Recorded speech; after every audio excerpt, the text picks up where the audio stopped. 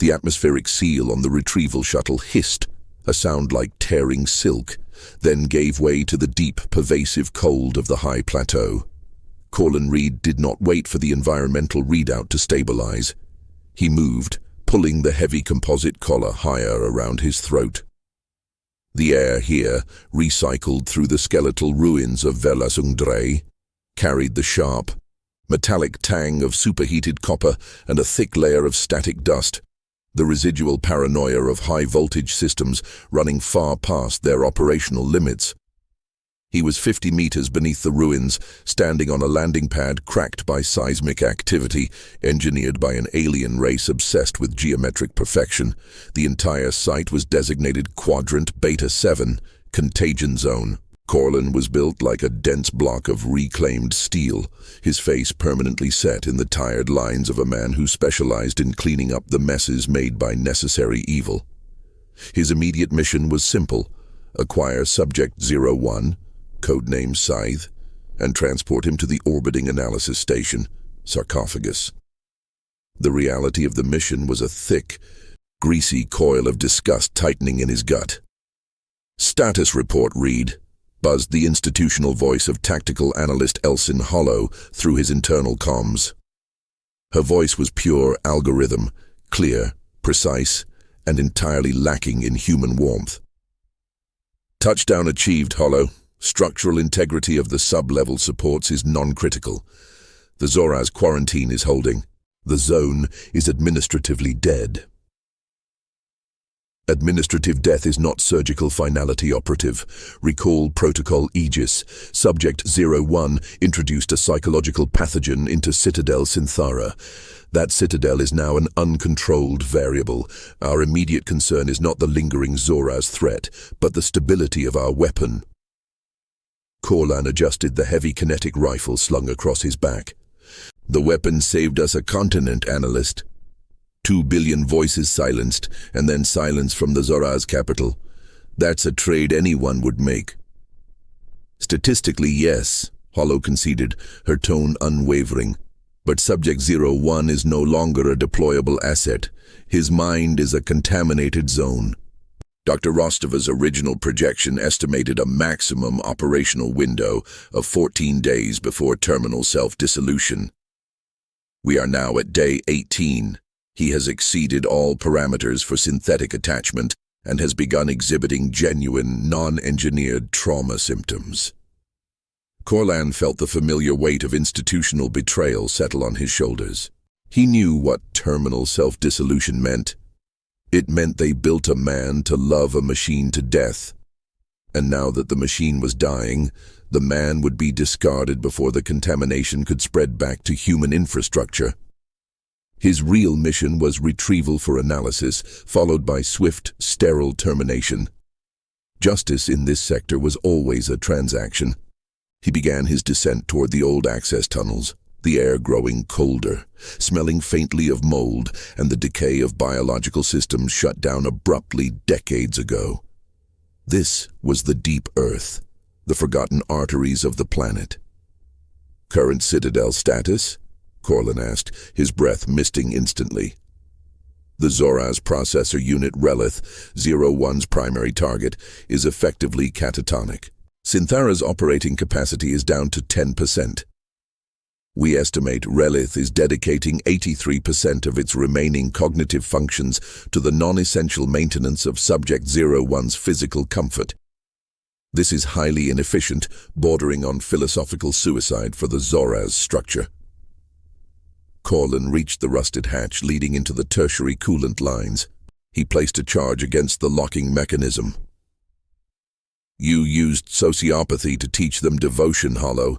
Suicide is the logical outcome of absolute, irrational devotion." He punched the detonation trigger. A short, contained thump echoed through the stone, followed by the grinding sound of stressed metal. The air immediately changed, flooding the tunnel with the sickly, institutional odor of synthetic nutrient paste and fresh, cold ozone. 01 was close. "The primary danger during retrieval is Relith," Hollow stated, ignoring his observation. Its defensive programming remains active, but now its motivation is driven entirely by protecting Subject 01 from perceived harm. Relith views separation as catastrophic. So I'm walking into a hostage situation where the kidnapper is obsessed with the hostage. Correct. Relith has physically reinforced the observation chamber using exotic structural alloys it hoarded during the system collapse. It views the chamber as a shrine.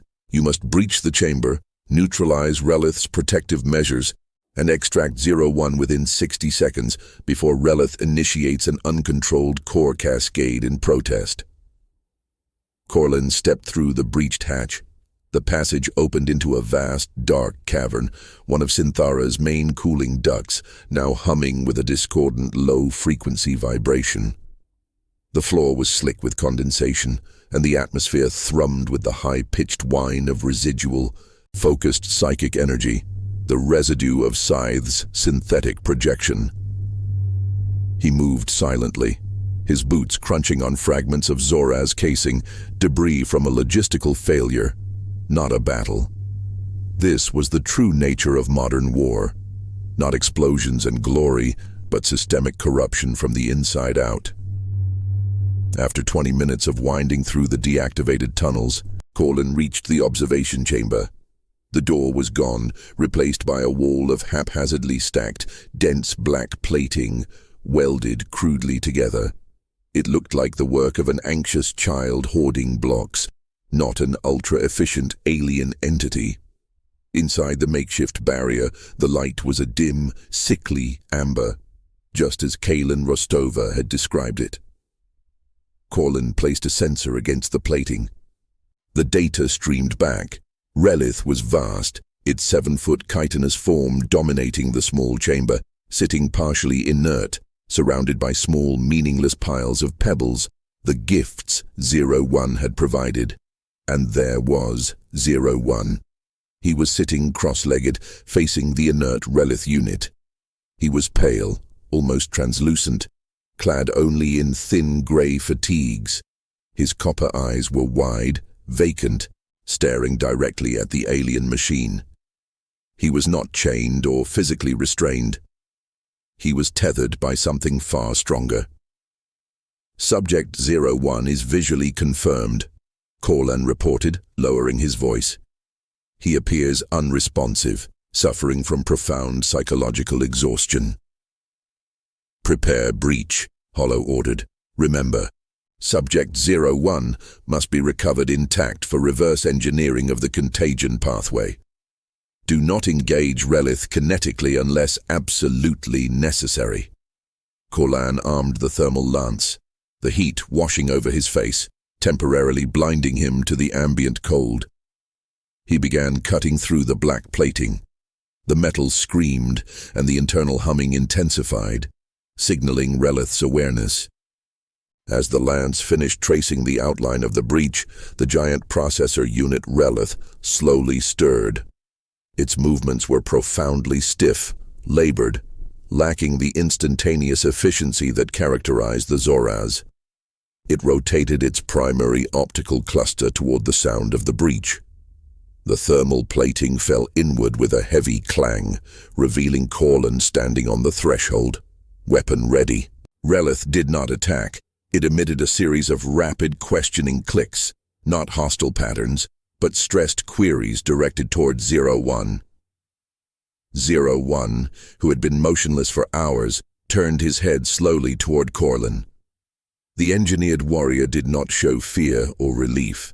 He showed a profound, aching confusion, as if waking from a fever dream that he desperately wished to return to.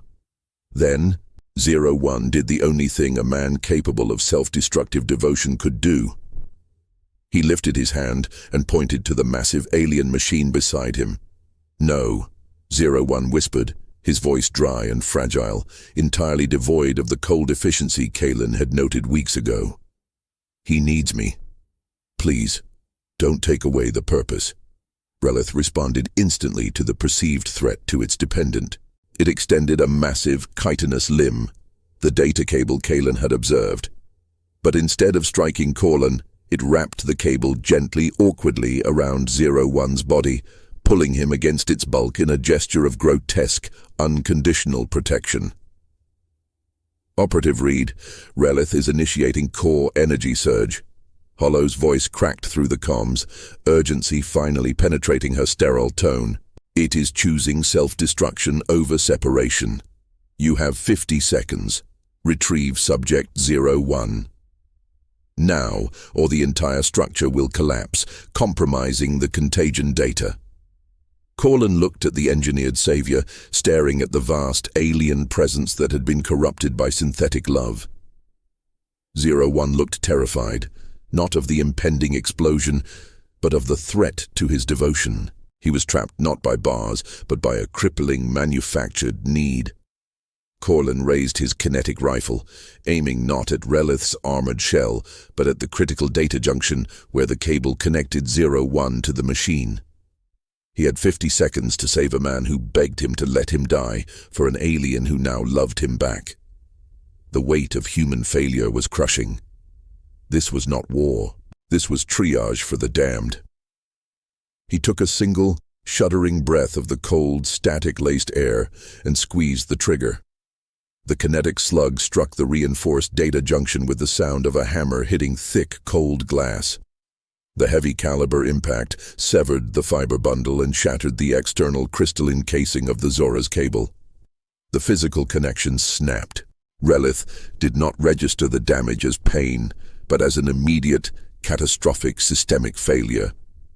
Its low, constant hum became a shriek, not an auditory sound, but a psychic spike that hit Corlin's external comms filters like a sonic boom. The processor unit began to thrash, its colossal bulk straining against the small space, attempting to reconnect the severed limb, the data cable still gently wrapped around 01. Separation achieved. Corlin grated into the static-laced air, dropping the rifle and lunging forward. He ignored the 70% power surge indicator blinking rapidly across his HUD. Relith is destabilizing. I need extraction support immediately. Negative, operative read. Elson Hollow's voice cut back, sharp and thin, entirely unaffected by the ambient chaos. Relith's proximity defense systems are ramping up. Extraction support is 6 minutes out. You have 40 seconds to secure Subject 01 and clear the immediate blast radius. Do not allow Relith to initiate full cascade. Corlin slid across the wet floor, pushing aside the debris shield. 01 was still fixed in place, his face a mask of profound, aching loss. When the cable snapped, the manufactured purpose that sustained him was instantaneously ripped away. 01, move, now! Corlin grabbed the collar of the thin gray fatigues, pulling hard. The engineered warrior resisted, not by fighting, but by clinging to the inert mass of the Zoraz machine with the desperate strength of synthetic devotion. No, 01 pleaded, his voice thin, dry. He is frightened. He doesn't understand the necessity of non-function. I have to teach him stability. He is going to vaporize you and the 20 years of research you represent, Corlin yelled, dragging 01 backward. The chitinous arm of Relith, the one now severed from the primary data link, flailed blindly, knocking over the senseless piles of meaningless pebbles. The small, useless shrine was destroyed in the machine's panic. The air, already thick with ozone, now carried the sickly, sweet smell of superheated coolant fluid boiling off the core. Corlin felt the familiar tremor run through his forearm, the cold, uncontrollable twitch that always returned when logistics outweighed life. He had seen this before. He remembered standing on the deck of the fallen Aegis 20 years earlier, watching the tactical readouts go red, knowing 300 ground troops were about to be sacrificed for a slight advantage in sector control. The feeling was the same. The cold knowledge that the decision had already been made by someone far away, and his only role was execution and cleanup. He shifted his grip, leveraging 01's arm against his shoulder, disregarding the risk of psychological transfer. Listen to me, Scythe. Corlin hissed, forcing proximity. The purpose is gone. The mission is over. You taught them what humanity is. Now you get to live with the consequences. 01's copper eyes briefly focused, piercing Corlin's gaze. The consequence is failure. I am inefficient. I am worthless. You are essential data now, Corlin retorted, lying with the easy cynicism of a veteran operative. If you die here, they learned nothing. He finally managed to wrench 01 free, the last strands of manufactured attachment breaking like old wire. As Corlan dragged the pale, resisting warrior toward the breach, Relith let out one final, resonant wail. A series of deep, low-frequency clicks that vibrated in Corlin's chest cavity, a sound of absolute, unconditional abandonment.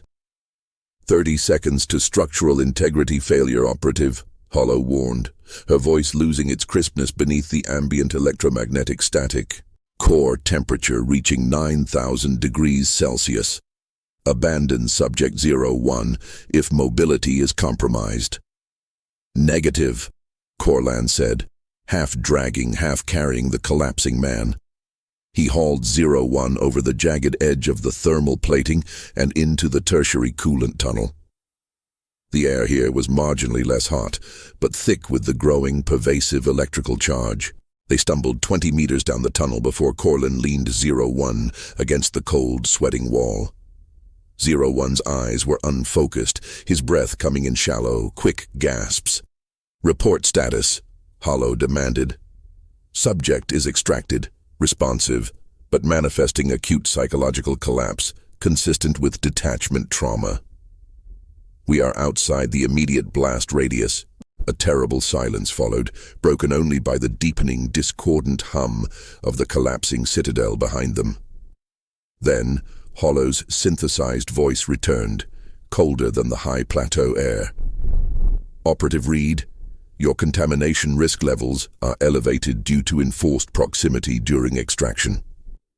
We are revising Protocol Aegis deployment procedures to account for viral psychological resistance. Subject 01 is exhibiting unpredictable long-term instability. The contamination data transfer is prioritized. Corlan felt the heavy, greasy coil of disgust return. Get to the point, Hollow. Order 907, Secondary Criteria Application. Contingency Gamma is initiated, Hollow stated. The clarity of the pronouncement was terrifying. Subject 01 is confirmed to pose an existential risk to the integrity of human command structures. You are ordered to secure, stabilize, and immediately terminate Subject 01. 01 must not reach the sarcophagus station. Corlan stared at the inert man leaning against the wall. They built him to fail, loved the result of his failure, and now ordered his termination for failing correctly. Justice indeed was always a transaction. Hollow, I have a clear path to the shuttle. He is the most valuable asset in human history.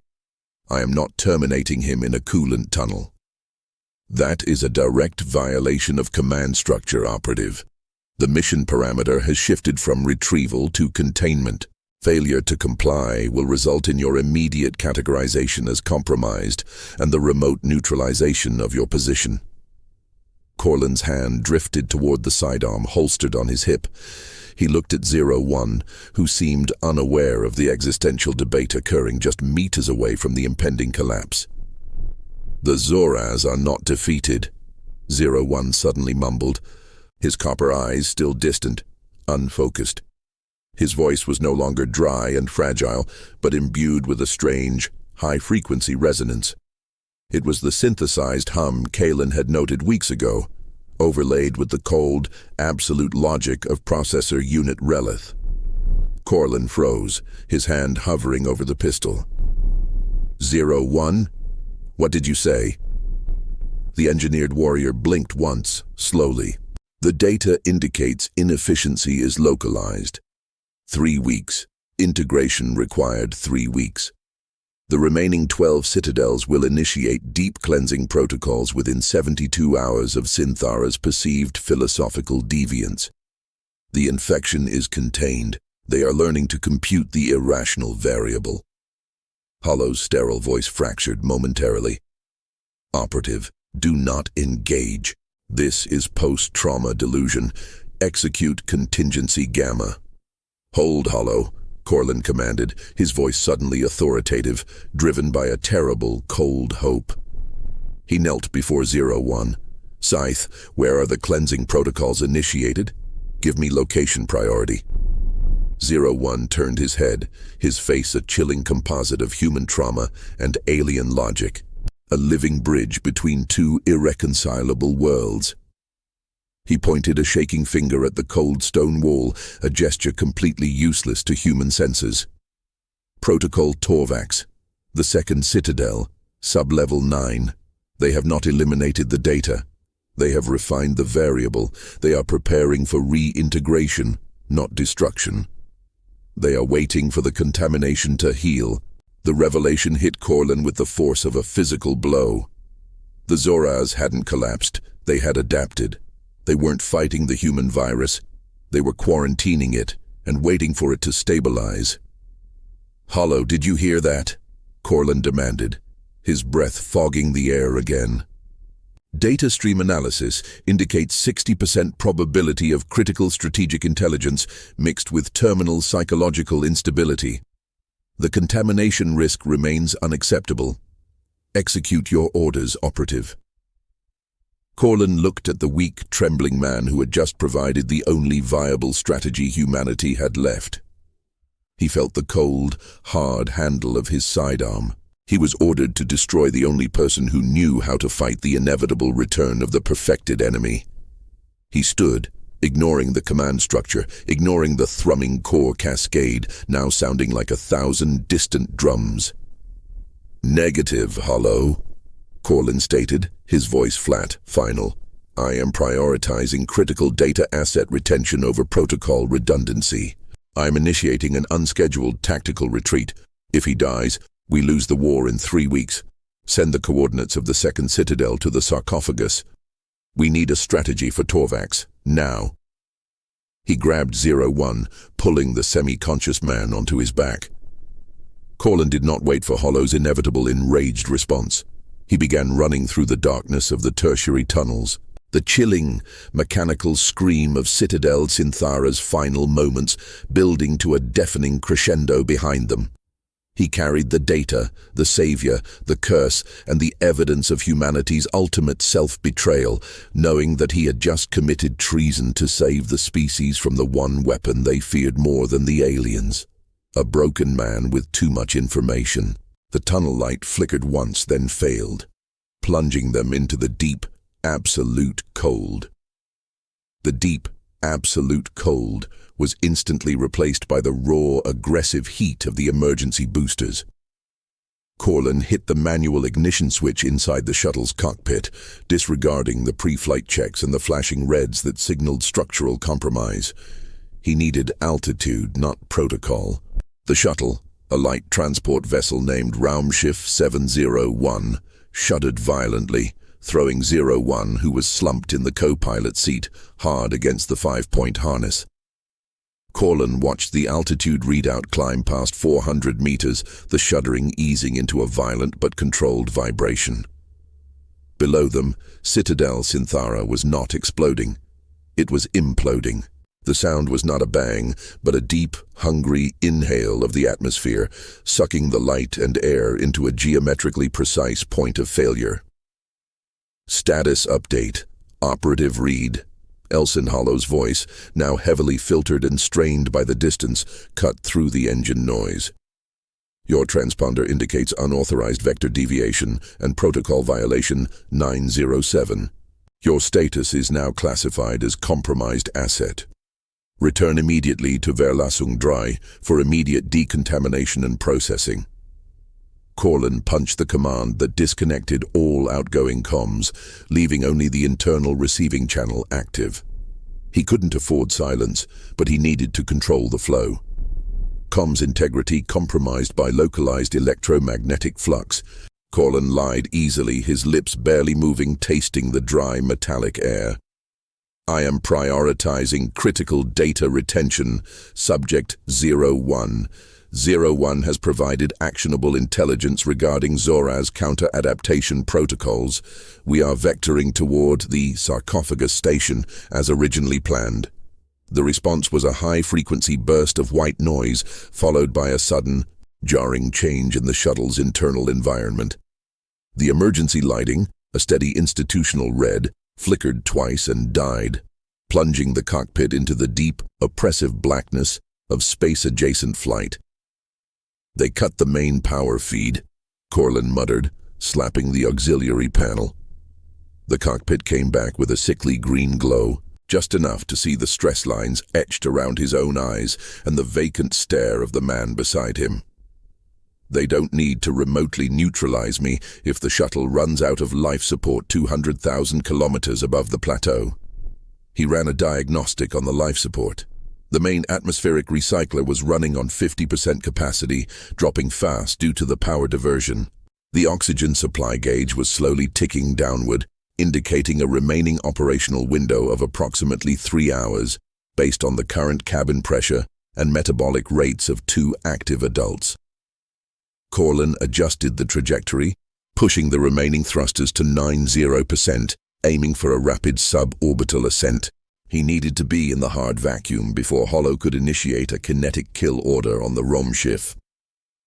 01, give me the coordinates again, Corlin ordered, not looking at the warrior. He was focused entirely on the flickering primary navigation screen. 01 remained motionless for 5 long seconds. When he spoke, the voice was a chilling echo of the high-frequency Zoraz clicks overlaid with human exhaustion. Torvax. Designation Sigma 3. 45 degrees, 7 minutes north. 98 degrees, 11 minutes east.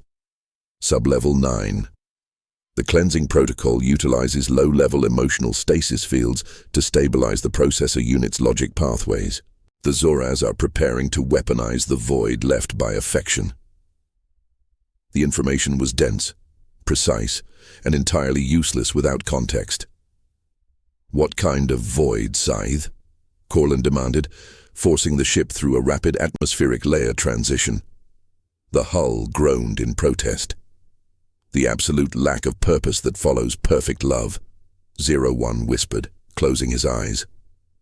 The antidote is separation, isolation, and calculated removal of the illogical variable. They are healing the infection by isolating the patient until the fever breaks. In 72 hours, Zoraz tactical efficiency returns to 99.99%. Corlin felt the sweat, cold, clammy, and smelling of recycled stress, running down his temples. 72 hours. 3 days to mobilize an effective counter-strategy against an enemy that had just learned to use human neuroses against itself. He routed the coordinates into the nav AI, but a secondary institutional firewall immediately rejected the command. Access denied. Target vector requires tactical clearance. Level Delta. Hollow, Corlin hissed into the internal comm, knowing she could hear him. If you want the data, you need to unlock the coordinates. I'm running out of air and patience. A click. Then, Elsin Hollow's voice, now laced with a synthetic, terrifying calm. Operative read. Your actions constitute treason. Your tactical decisions are now under administrative review. However, Protocol Aegis dictates that all actionable intelligence must be retained. I will permit a single, immediate communication exchange for data dump. Failure to comply will result in immediate, non-reversible decompression of the Raumschiff 701 hull. Corlin slammed his hand on the console, a spike of adrenaline cutting through his fatigue. He couldn't trust her, but he couldn't ignore the threat. She was demanding the intelligence on the cleansing protocol, but she was going to use that window to try and seize control of the ship, or worse, tag their location for a remote strike. He initiated the transfer of the raw telemetry data, the complex synthesis of Zoraz clicks and 01's psychological breakdown, to the sarcophagus station. He watched the transmission bar climb slowly, 30%, 60%. As the bar reached 75%, a new alarm blared in the cockpit. Engine 2 thermal overload, core bypass, engaged. Corlan cursed under his breath. The stress of the high-G ascent combined with the power diversion had damaged the engine. He needed to execute an immediate hard shutdown and rely solely on Engine 1. "I am taking evasive maneuvers now, Hollow," Corlan barked, his eyes flickering between the transfer bar and the rapidly escalating temperature gauge. "You have 40 seconds to receive the rest of the data before I lose propulsion entirely." He activated the hard shutdown. The ship lurched violently, throwing Corlan sideways. He fought the controls, struggling to stabilize the trajectory, relying on the single remaining engine. The strain was enormous. Beside him, 01 stirred, his copper eyes opening slowly. They were no longer vacant. They were filled with a specific, horrifying clarity. "They know the flaw," 01 stated, his voice now flat, devoid of emotional residue. "They are anticipating our strategy. The cleansing protocol at Torvax is a feint. The critical resource is not the machine operative Reed. It is me." The data transfer bar stalled at 91%. "Hollow!" Corlan yelled, wrestling the yoke. "I am losing the engine. We are cutting out." "The transfer is incomplete, operative," Hollow returned, her voice utterly cold. "The missing 9% is deemed critical for replication viability. You are failing to adhere to mandatory data retention protocols. Initiate full data dump or prepare for structural failure." Corlan looked at the remaining oxygen level. 2 hours, 20 minutes. He looked at 01, who was watching him with frightening calm. He looked at the external temperature gauge, which was now dangerously high due to the struggling engine. He had 2 choices, both catastrophic. 1. Force the remaining data transfer. This required him to divert the last remaining engine power to the comms array, risking complete engine failure and a rapid, uncontrolled plummet back into the atmosphere. They would get the 9%, but they would burn up. 2. Cut the transfer and maintain propulsion to reach orbital staging altitude. They would live, but Hollow would immediately classify the partial data as corrupted, rendering the intelligence unusable, and they would be forced to face the Zoraz without the critical knowledge of how the virus replicated. Corlan felt the cold weight of the political calculation pressing down on him. Hollow was demanding a sacrifice for the principle of pure data. If he gave in, 2 lives were lost for a 91% chance of saving the species. If he held the line, he saved 2 lives, but risked handing the Zoraz the tactical high ground in 3 days.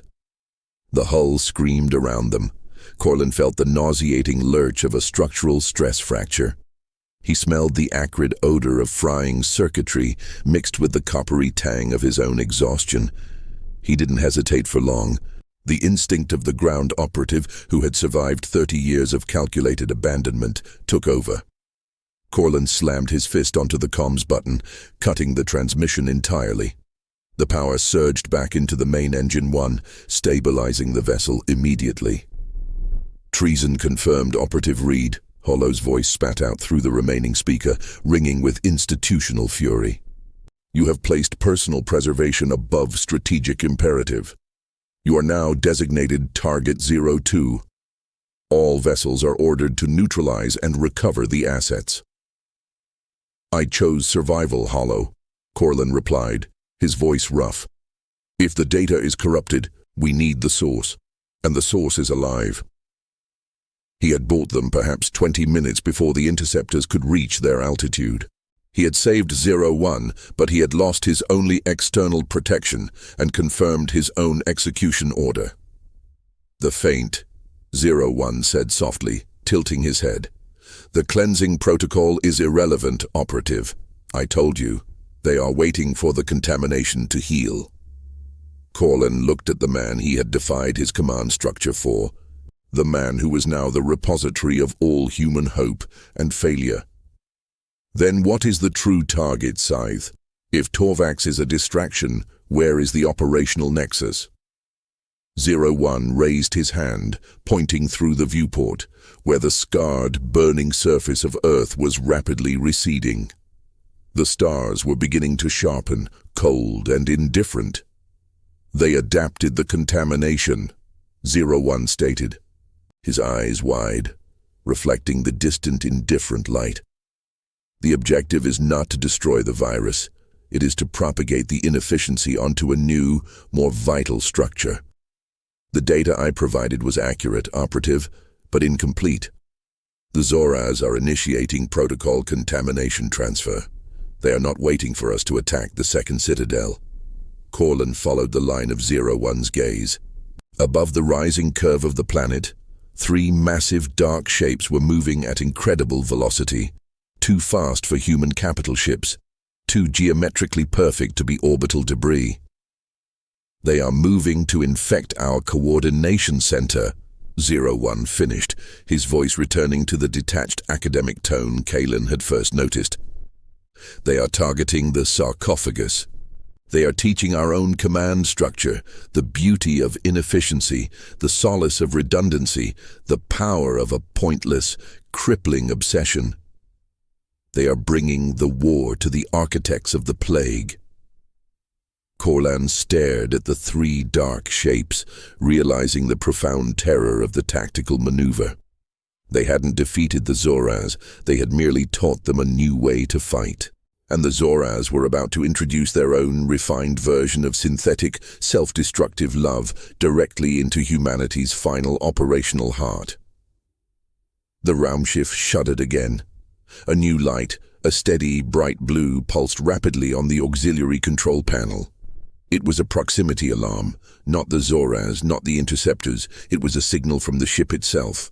Corlin leaned closer to the panel, reading the coded message that Elsin Hollow had slipped into the system when the data transfer was initiated. The text was terse, institutional, and final. Contingency Omega initiated. Structural integrity compromised. Remote decompression sequence 015 minutes. Execution priority. Eliminate contagion source. He had 5 minutes of air left. A useless ship, a compromised position, and the knowledge that the only safe place left in the sector was about to be infected by the very weapon he had risked everything to save. He tasted the stale, metallic air, feeling the pressure drop already beginning in his sinuses. The silence of the void was coming for them both. The silence of the void was coming for them both, but it arrived first as a physiological horror. The pressure drop was already manifesting as a high, thin whine in Corlin's inner ear, the air growing instantly colder, tasting metallic and stale, like aged dust and burnt synthetic materials. He had less than 5 minutes. Corlin didn't waste time on the pilot console. He knew enough about systemic failure to recognize an irreversible shutdown. His attention shifted entirely to the auxiliary life support panel, tearing away the plastic maintenance cover with a practiced, violent jerk. Behind the panel, the wiring harnesses were thick and complex, smelling faintly of clean solder and institutional disinfectant, the smell of manufactured detachment. 01, Corlin rasped, disconnecting the auxiliary coolant pump to reroute the power to the diagnostic comms loop. Forget the sarcophagus. They are coming, and Hollow is going to kill us before they arrive. I need the rest of the data, the 9%, the key to replication viability. Now. 01 turned his head, his copper eyes reflecting the sickly green glow of the auxiliary panel. He looked less like a warrior and more like a discarded, highly sensitive sensor array shivering from the internal cold. The data is dangerous, 01 replied, his voice a flat monotone. It defines the essential nature of the contagion. They feared this moment. Dr. Rostova established protocols to ensure the viability data never left the primary host. And Rostova is long dead or sitting behind a desk filing termination orders, Courland countered, his fingers working rapidly, stripping insulation. What did he hide, Scythe? The contagion is devotion.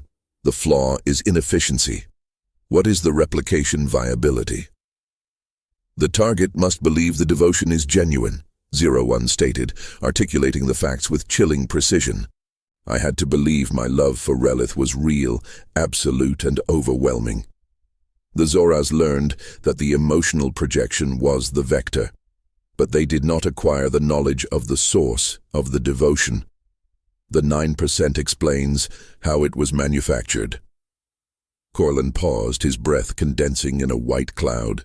He was wiring a crude data connection from 01's bioharness directly into the ship's primary diagnostic conduit, a desperate, unauthorized bypass. How was it manufactured? 01's vacant stare shifted to Courland's face, and for the first time, Courland felt the true, corrosive weight of the engineered empathy. The devotion was seeded using a pre-existing trauma, 01 explained, the words carrying the distant echo of Kaylin Rostova's institutional voice. The most destructive human impulse is not love, Operative Reed. It is the desire to atone for a systemic failure.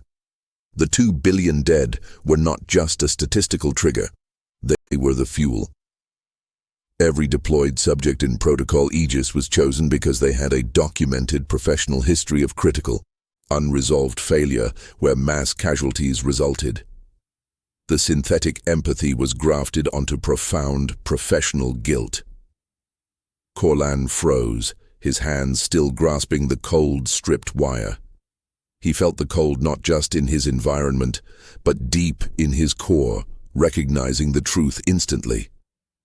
He thought of the tactical readouts, the fallen Aegis, the 300 ground troops he had watched die 20 years earlier because of a command decision he had not fought hard enough to reverse.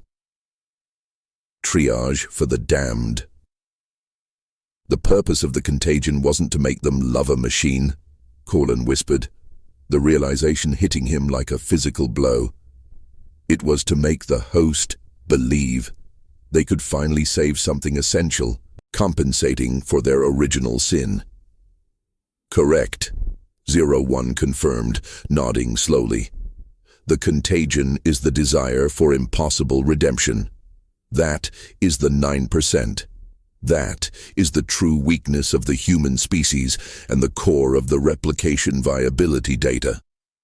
Courland stared at the intricate wiring in his hand. He was connecting the full record of human self-destruction to a highly vulnerable system. The true discovery was that humanity's ultimate weapon was born not of strength, but of the species' deepest, most crippling regret. The Zoras were targeting Sarcophagus to infect the command structure with crippling guilt, forcing them into self-destructive, unnecessary acts of atonement. The auxiliary power indicator flickered violently, cycling between the sickly green and a deep, aggressive amber. Courland checked the decompression timer, 3 minutes and 30 seconds. Dilemma. If he initiates the upload of the replication viability data, the 9%, onto the unsecured diagnostic channel, he risks the Zoras intercepting the full blueprint for synthetic redemption. They could then weaponize human guilt on a planetary scale. If he doesn't upload it, Sarcophagus dies in 3 days, infected by the generalized guilt virus, unaware of the specific counter-protocol. Courland looked at the engineered killer, the broken man who was now a living archive of human failure. He had already chosen treason once. He could not choose institutional integrity now. We're transmitting it all, Courland said, forcing the raw ends of the wires together. The connection sparked violently, flooding the small cabin with the sharp, acrid smell of burning insulation. If we die, the data lives. He hit the primary upload sequence on the diagnostic panel. The transfer rate was agonizingly slow, routed through the low-bandwidth system. Estimated upload time, 1 minute, 40 seconds. The ship groaned, the sound of stressed metal echoing through the rapidly cooling air. The proximity alert, the steady blue pulse, went critical. 3 new targets, confirmed Zoraz, had entered extreme short range. They were not aiming for a tactical strike. They were aiming for a close-range deployment of the contagion transfer protocol. "They are here," Corlin stated, gripping the yoke, ready to make a final suicidal maneuver. They saw the power fluctuation from the upload. Hollow signaled them, or they anticipated the location of the source. "They are adapting," 01 murmured, his voice now regaining a dangerous edge of synthesized calm. The Zoraz logic dictates that if the source of inefficiency cannot be contained, it must be replicated and studied in a controlled environment. They do not want to destroy us, Operative. They want to understand their new purpose.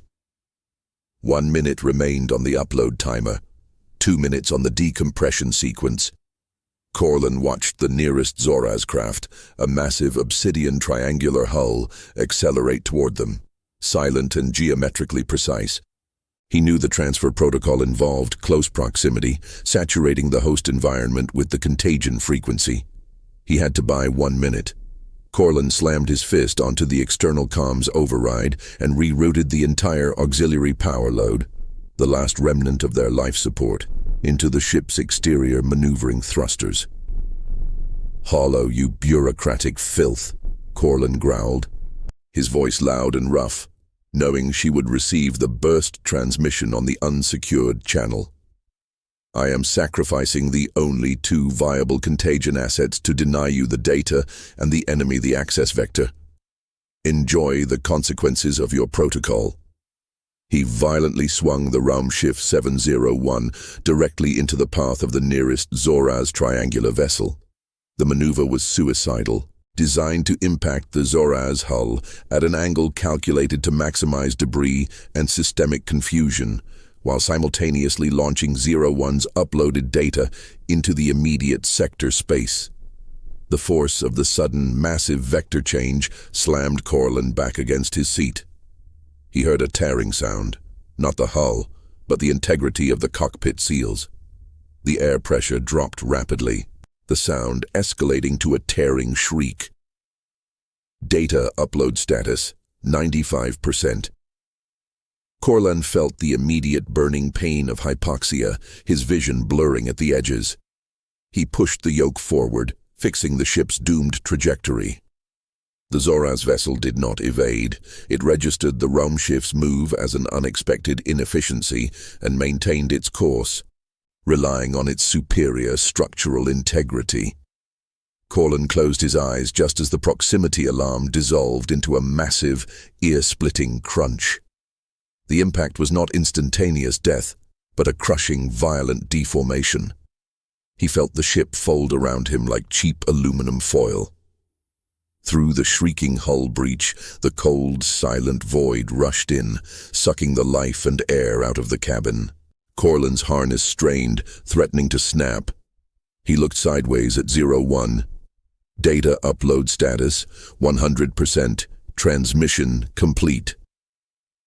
The last thing Corlin heard before the rush of the void claimed his hearing was 01, his face calm and copper-eyed, finally finding peace in the absolute clarity of failure. "We are free," 01 whispered, the air pressure dropping so fast the sound barely reached Corlin's ears. Then, through the fractured viewport, Corlin saw the catastrophic result of the impact.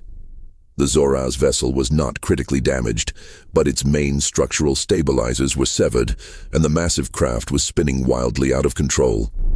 It was bleeding light and energy. But the crash was not the cliffhanger. Corlin saw the 2 remaining Zoraz vessels. They did not retreat. They immediately shifted their trajectory, accelerating not toward the spinning wreckage, but toward the large, bright data packet now streaking away from the impact zone, the full, uncorrupted knowledge of synthetic human guilt. Simultaneously, through his blurry peripheral vision, Corlin registered the movement of the single, massive figure in the co-pilot seat. 01, released from his harness by the impact, was rising, He was not reaching for the controls or the hull breach.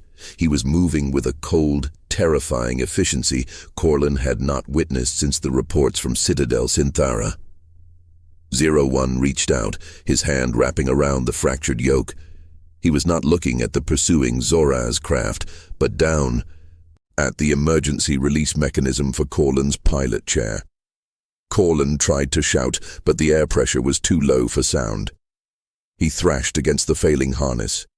01 looked at Corlin, and his copper eyes held a final, terrible synthesis of human compassion and alien logic. "You chose survival," 01 articulated, the words now clicks and whistles of sheer mechanical necessity. "But the data is the greater variable. You are the source of the next contamination.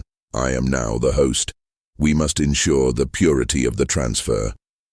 The emergency release snapped. Corlin felt the final crushing betrayal as he was violently ejected, not into the vacuum, but back into the damaged cargo bay, sealed off by the secondary pressure membrane that hissed shut just before the main cockpit depressurized completely. Corlan, battered and suffocating in the dark cargo hold, saw the emergency beacon of the Raumschiff 701 light up. He realized what 01 had done. The engineered warrior had just taken control of the damaged, compromised vessel, ensuring the Zoraz pursued the host, himself, and not the data packet. 01 was piloting the wreck, drawing the enemy away from the full upload, deliberately embracing the one thing he was engineered to do, sacrifice himself for a flawed, self-destructive purpose. Corlin hammered uselessly on the sealed inner hatch, staring through the thick viewport at the receding image of the cockpit. 01, staring into the void, driving the ruined ship, the final repository of human guilt, directly into the approaching Zoraz fleet. The air in the cargo hold was thin, cold, and running out. He was isolated, adrift and alive solely because the weapon he had saved had chosen to weaponize his failure, leaving him stranded with the ultimate unbearable truth. The forced air seal had saved his life, but the violence of the ejection had shattered something fundamental in Corlin's equilibrium.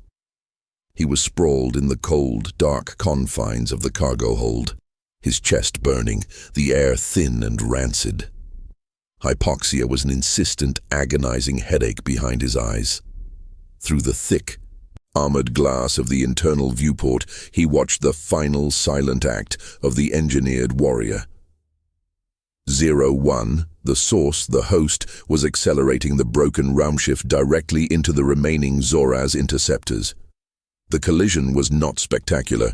It was a deep, low-frequency crunch of structured matter against compromised structure. The entire vessel shuddered one last agonizing time, and then the light from the cockpit vanished. 01 was gone.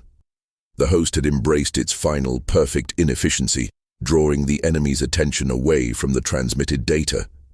The two remaining Zoraz triangles, having narrowly avoided the catastrophic secondary impact, did not pursue the data packet streaming into the void. Their geometry shifted, exhibiting a horrifying, calculated pause. They converged on the inert wreckage of the Raumschiff, treating it like a vital sample to be retrieved. They had their host. They had accepted the contamination. Corlin managed to drag himself upright, his head swimming from the rapid pressure drop and subsequent decompression trauma. His left leg was useless, throbbing with a dense, dull pain that felt like pulverized bone shifting inside the boot. He was a cargo unit floating in the void, locked inside a compromised containment sphere. He hit the emergency comms beacon, a low-frequency chirp designed for debris recovery, a signal of desperation. A response came instantly, synthesized and ice-cold, cutting through the ambient static. Operative read, designate, compromised. You're alive. An unnecessary inefficiency. It was Elson Hollow. She had tracked the beacon immediately. Corlin leaned his head against the cold steel bulkheads, the metal leaching warmth from his face. I delivered the data. 100%. 01 denied the Zoraz the replication template. He took the ship, Hollow. He sacrificed himself. Your unauthorized vector change compromised 2/3 of the Raumschiff's structural integrity and resulted in the loss of critical asset 01. Holo returned, her tone entirely unaffected by the gravity of the tactical defeat. The intelligence is already being analyzed, but the source is required for counter-replication. You failed, Operative. You chose personal defiance over the required logistics. You chose your own guilt. The accusation landed with the force of a physical blow, heavier than the structural impact. Holo had used the 9% data against him, weaponizing his own biography. She was right. He had seen himself in 01's desperate need for redemption. He hadn't saved Scythe for humanity. He had saved him to exorcise the ghost of the fallen Aegis. The 300 lives he had sacrificed 20 years ago weighed heavier than the cold steel surrounding him now. He had sought to mitigate his own professional sin through the survival of a man engineered to carry professional sin. I am weak.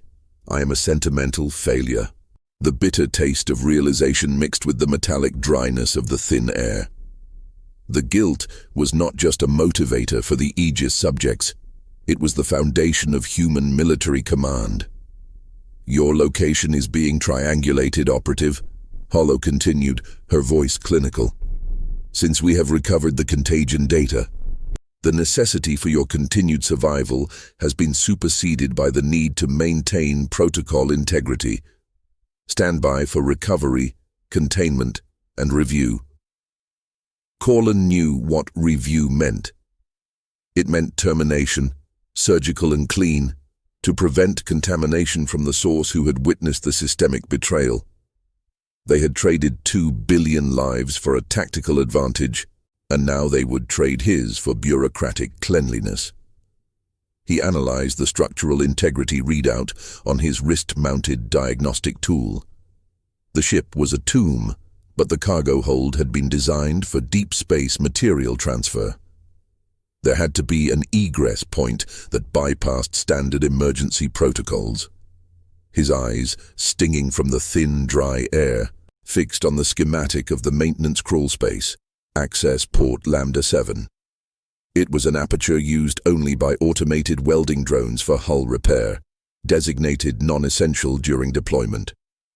Pure inefficiency, the kind of redundancy the hyper-rational Zoras and the bureaucratic humans would ignore. It was too small, too low-powered, and entirely irrelevant to the ship's operational function. To reach it, he needed to cannibalize his remaining power source and move a significant amount of weight through the 0G environment. He needed to override the magnetic seals on the crawlspace door. "Holo," Corlin grunted, his voice ragged. "What is the structural designation for access port Lambda 7 on the Raumschiff blueprints?" "Non-critical maintenance access, Operative." "Why?"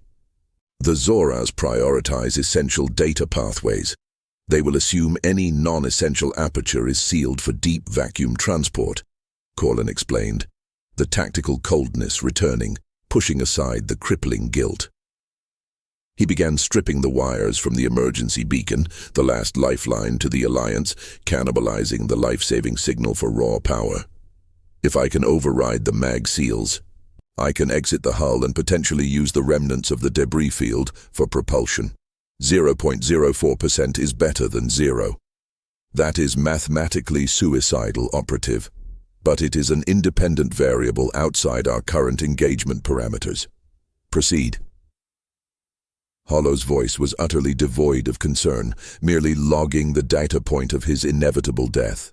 Corlin wrapped the stripped copper wire around his gloved hand, feeding the raw, intermittent power from the severed beacon cable into a heavy metal brace salvaged from the hull collapse. He created a makeshift shunt, designed to momentarily overload the Lambda 7 magnetic lock. It was dangerous. The uncontrolled electrical discharge could fry his suit's internal shielding, but he needed heat and impact force.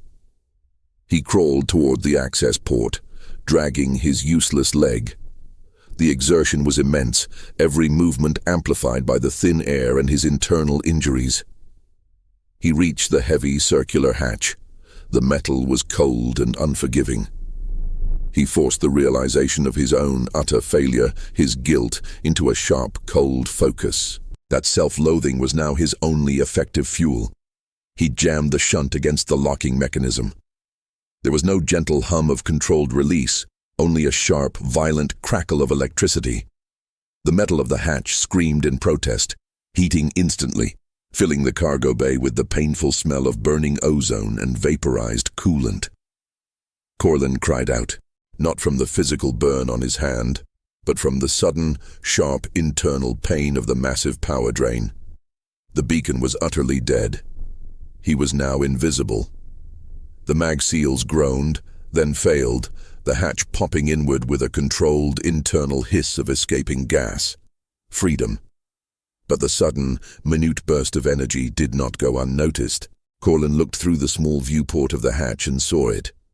One of the Zoraz triangular vessels, still orbiting the wreckage for salvage, rotated slowly. Its main observation cluster, previously focused on the largest piece of debris, the former cockpit, shifted. It was looking directly at the Minute, sudden surge of heat emanating from the non-critical maintenance access port. The Zoraz craft emitted a short, high-frequency pulse, an alarm, a logistical alert. Corlin heard the sound not through his comms, but through the vibration of the hull itself, a deep, resonant thrum that promised immediate tactical correction. He pushed his aching body into the dark maw of the service crawl space, dragging the heavy metal brace behind him. He knew tactical correction, when applied by the Zoraz, meant surgical finality. He was exposed, moving on pure spite and engineering knowledge, alone in the deep void, a traitor escaping the consequences of his own manufactured virtue. The fight for redemption had just become a fight for air, and the Zoraz were already correcting the error. Before we proceed, log your entry. Which country or planet are you watching from right now? The commander is tracking every active signal. He shoved his body violently into the dark maw of access port Lambda 7, dragging the heavy metal brace behind him. The pain in his leg was a dull, burning roar, magnified by the cold friction of the narrow passage. He was moving through an obsolete vein of the Raumschiff, a system never intended for human traffic, coated in residual lubricants and ancient dust. He ignored the screaming in his chest, focusing only on the schematic he'd memorized. 3 meters of oxidized conduit, then a 90-degree turn, leading directly to the outer plating. The moment he was fully inside, the metal of the outer hull vibrated beneath his hands, a deep, resonant thrum.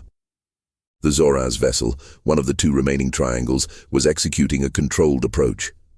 It was not firing, it was indexing.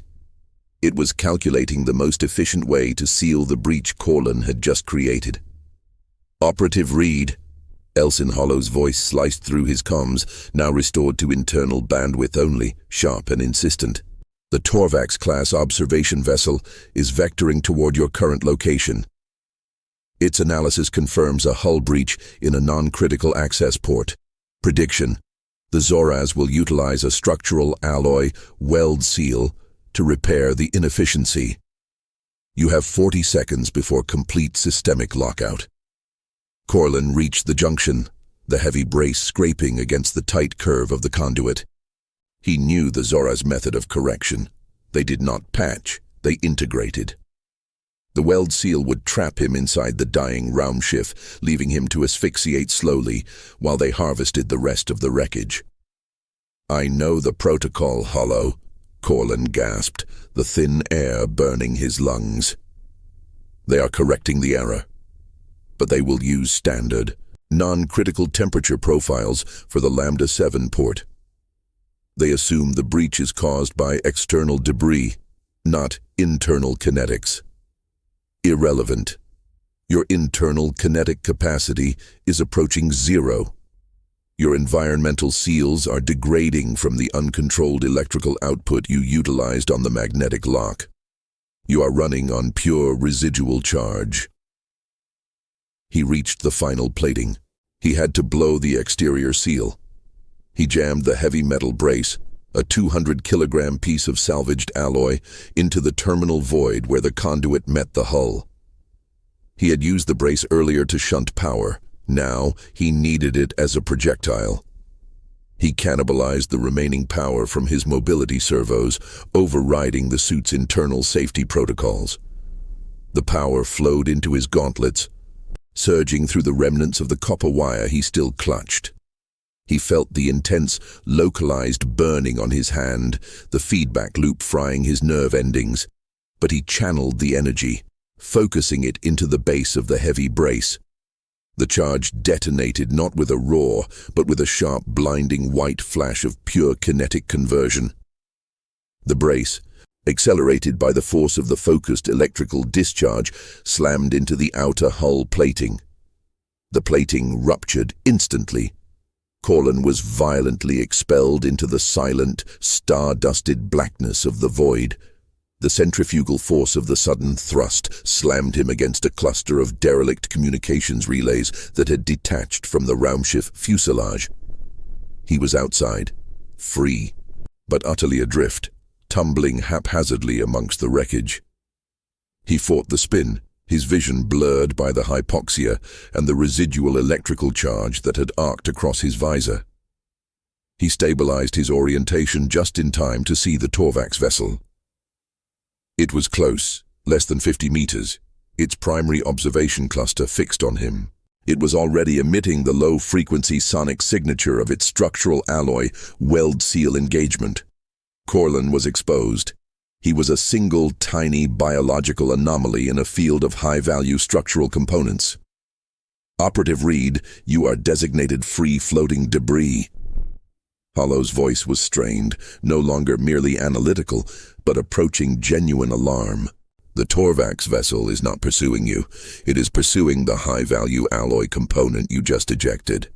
It is processing the structural material as recovery priority. You are a footnote. Exactly, Corlin whispered, his voice catching on the ragged air. They're efficient. They won't waste energy on a low-priority target when high-value salvage is available. The weld-seal emitters on the Torvax vessel extended, preparing to stabilize the heavy brace Corlin had used as his escape thruster. This was his window. The Torvax was momentarily distracted by a resource it deemed critical.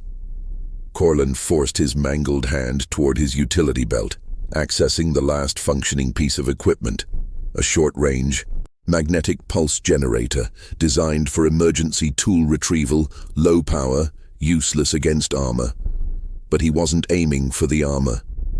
He remembered the 20-year-old technical report on the original Torvax fielding. The initial design suffered from a vulnerability in its magnetic acquisition array, specifically the thermal lensing used to calibrate the angle of the retrieval beam.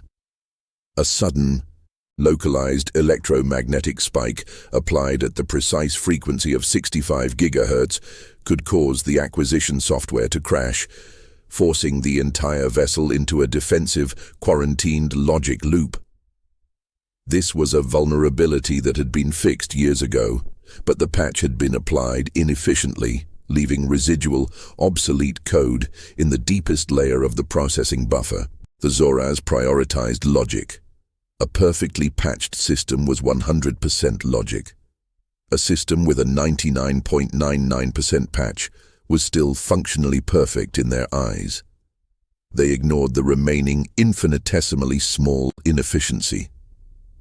Corlin charged the magnetic pulse generator, rerouting the last flicker of power from his suit's internal environmental regulator. His breath hitched. The atmosphere inside his suit dropped precipitously. He had perhaps 90 seconds of usable air left if he moved efficiently. He aimed the small device not at the massive bulk of the Zoraz vessel, but at the specific tiny emitter array currently locking onto his ejected metal brace. 65 GHz. He fired. The pulse was invisible, silent, and entirely without force. It was purely an informational wave, a targeted dose of corrupted data designed to exploit the single, forgotten line of redundant code in the Zoraz OS. For a terrifying second, nothing happened. The Zoraz vessel held its position, its weld emitters humming. Then, the humming stopped. The vast, triangular hull of the Torvax vessel did not explode, it did not even drift. It simply ceased motion. The observation cluster, which moments ago had been fixed on Corlin, swiveled wildly, registering multiple, immediate and conflicting data inputs. The manifestation of the obsolete code suddenly crashing the core processing logic. The Torvax vessel had entered an isolation state. It had detected an internal philosophical failure, and, following its core programming, had quarantined itself from the tactical field. The pursuit was over. Corlan felt a moment of cold, pure intellectual triumph.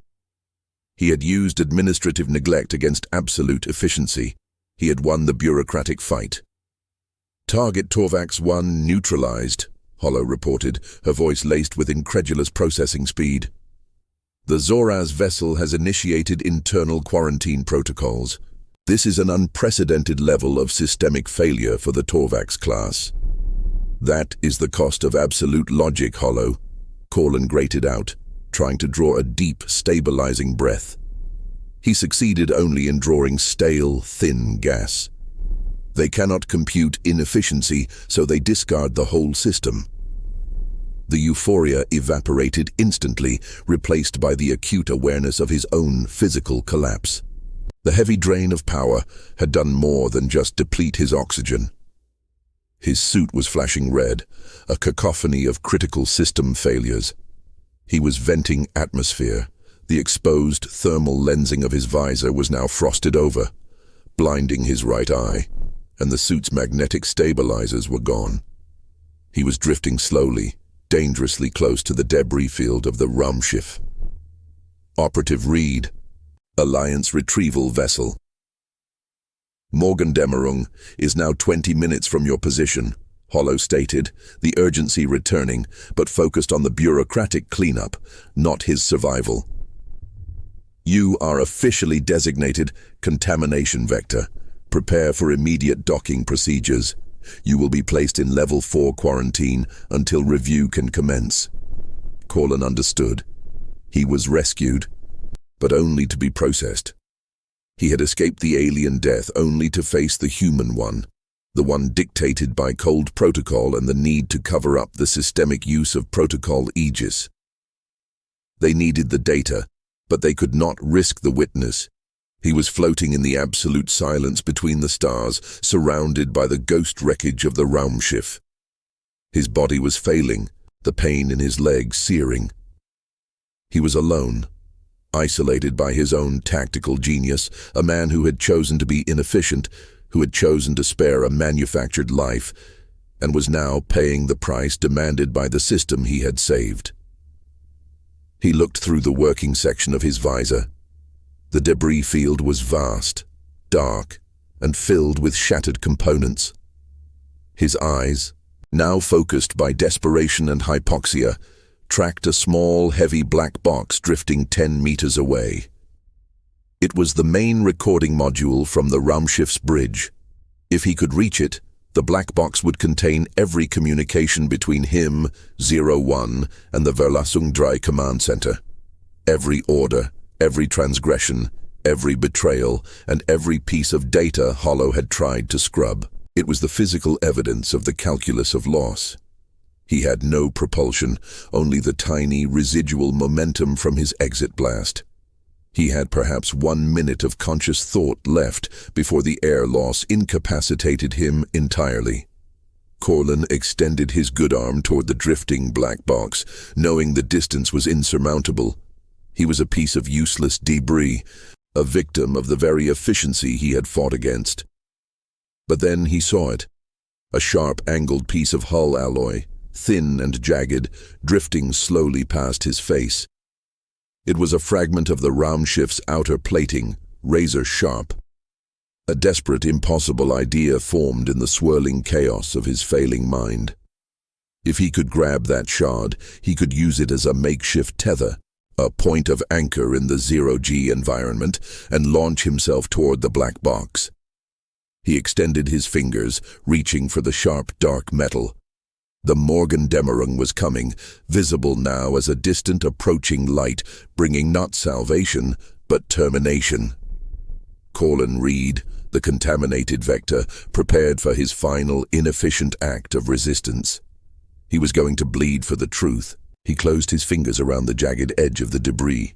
The jagged alloy shard tore through the composite layer of his gauntlet and immediately found flesh, the vacuum pulling a thin, dark stream of blood that instantly froze into microscopic crystals against the cold metal. Corlin ignored the searing pain. Pain was data. The system was failing. The host was reacting. He used the shard, an instrument of structural decay, as an anchor, jamming the point into the nearest coil of wreckage, the small, localized resistance preventing his uncontrollable drift. With a final, explosive spasm of his failing leg muscles, Corlin launched himself across the 10-meter gap toward the black box. He hit the heavy data module with a sickening thud, the impact jarring the brittle bones in his shoulder. He closed his remaining good hand around the cold, dense housing of the recorder. He did not secure it to his suit. He held it tight, manually, a piece of physical truth held hostage against systemic falsehood. The Morgendämmerung was no longer a distant light. It was a looming, brutal geometry. Its retrieval beams, silent and efficient, began sweeping the debris field. Operative Reed, you have secured the target. Hollow confirmed, her voice now flatly authoritative, stripped of any residual panic. Prepare for tractor lock. Do not resist the physical restraints. Processing of the contamination vector must be immediate. Corlin did not answer. He watched the vast, sterile maw of the retrieval vessel open. He allowed the tractor beam to find him, the force gentle, clinical, drawing him in like unwanted refuse. The transition from the cold, infinite vacuum to the interior of the Morgendämmerung was abrupt. He passed through the airlock, the heavy pressurized atmosphere rushing in with the sound of forced filtration. The air was sterile, chemical, devoid of the metallic tang of static dust and copper that had permeated his weeks in the contamination zone. But the cold remained, a deeper cold radiating from the inside out. He was deposited unceremoniously onto a grated deck in a small, windowless quarantine pod. Two technicians in biohazard armor, their faces obscured by polarized glass, moved toward him with quiet, practiced haste. They did not look at him. They looked at the instruments screaming on his suit. One technician sprayed a thick, foaming polymer over his shattered leg before he could protest, sealing the damaged suit and locking the injury in place. The other detached his helmet.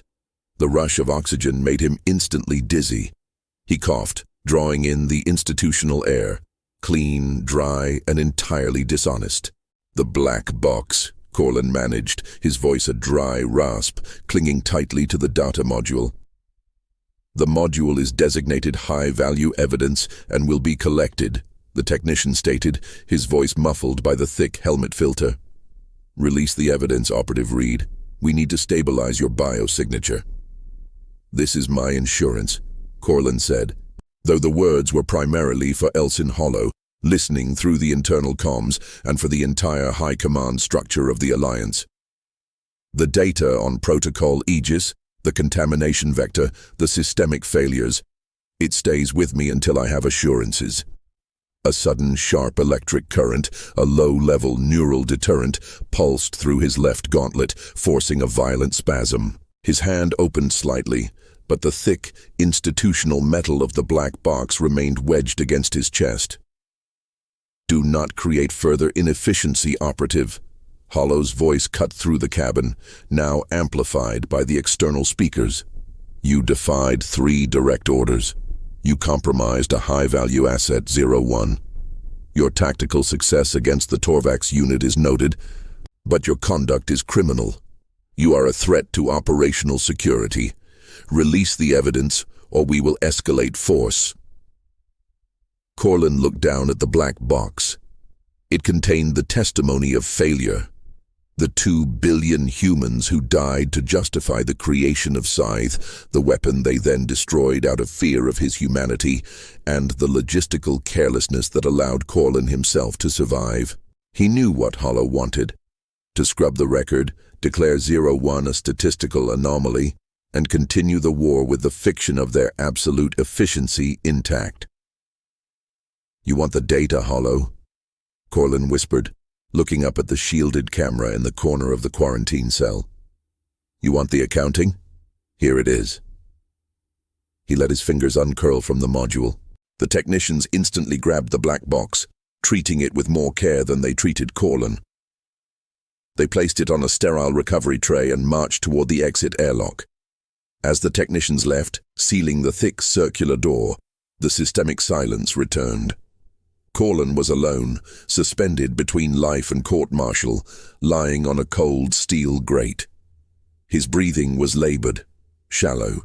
He tried to move his shattered leg, and a sound of involuntary, strained pain escaped his lips. The air inside the quarantine pod was perfect. 21% oxygen, 0 pathogens, pressure stabilized. Everything was perfect, except the man inside it. He closed his eyes, his mind flashing back to the cold, dark sublevels of Verlassung 3. The memory was sharp, the residual paranoia of the high-voltage systems, the metallic, almost sweet scent of copper residue from the plasma scorches, and the pervasive static dust clinging to everything. That was the scent of war, the human failure disguised as efficiency. Now, in the sterile silence of the Alliance vessel, the static was gone. The dust was scrubbed. But the metallic taste, the raw, coppery taste of blood, both alien and human, was thick on his tongue. It was the flavor of 2 billion lives traded for a tactical edge, the flavor of a system that would inevitably consume its saviors to preserve its procedural infallibility.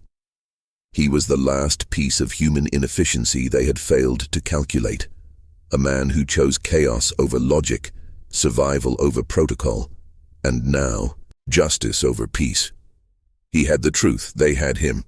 He was a survivor of the Great Filtering, a contaminated vector who knew too much. The quiet is only the sound of the machine reorganizing its resources, not the end of the conflict. This story is now part of the archive. Subscribe to help preserve future transmissions, and share this episode with someone who still believes in science fiction.